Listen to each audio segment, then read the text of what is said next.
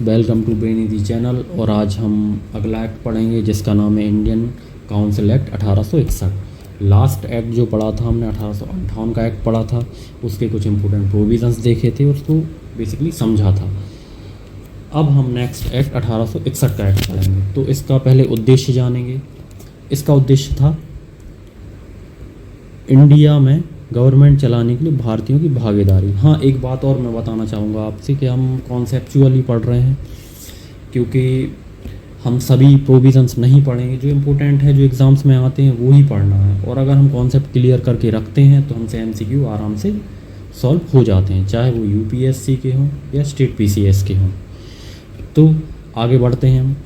India में जो government चलाने के लिए भारतीयों की भागीदारी, तो ये भारतीयों की भागीदारी क्यों आवश्यकता पड़ गई? तो आपको पता होगा 1857 की क्रांति। 1857 की क्रांति बहुत ही बड़े व्यापक पैमाने पर हुई थी, हिंसात्मक हुई थी, जिससे ईस्ट इंडिया कंपनी को एक बहुत बड़ा झटका लगा और उनको वहाँ से हटाया गया। तो अब ब्रिटिश गवर्नमेंट ये जान चुकी थी कि इंडिया को अगर हमें कंट्रोल करना है या हमें इसमें शासन करना है तो हमें भारतीयों की भागीदारी आवश्यक है। तो उनने फर्स्ट जो प्रोविज़न किया था वो कानून बनाने के प्रोसेस में भारतीय रिप्रेजेंटेटिव को शामिल किया गया। अब ये 3 भारतीय रिप्रेजेंटेटिव शामिल किए गए थे, आपको पता है। तो ये 3 भारतीय रिप्रेजेंटेटिव कौन कौन से थे? एक तो थे बनारस के राजा, एक थे पटियाला के राजा और एक थे सर दिनकर राव। प्रतिष्ठित व्यक्ति थे सभी, और इनको लिया गया और इनको नॉमिनेटेड किया गया था। और ये नॉमिनेटेड किसने किया था? ये किया था भारत के वायसराय ने, जो कि लॉर्ड कैनिंग थे।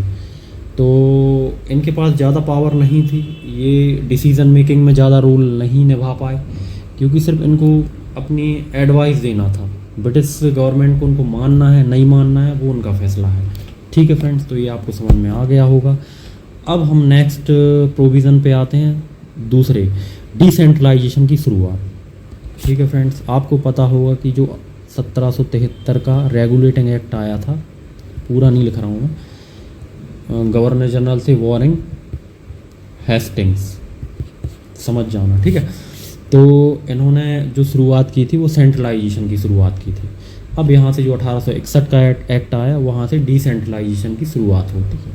ठीक है फ्रेंड्स, अब जो नेक्स्ट प्रोविज़न है वो है लेजिस्लेटिव असेंबली का गठन किया है। न्यू लेजिस्लेटिव असेंबलीज बनी, कौन कौन सी थी?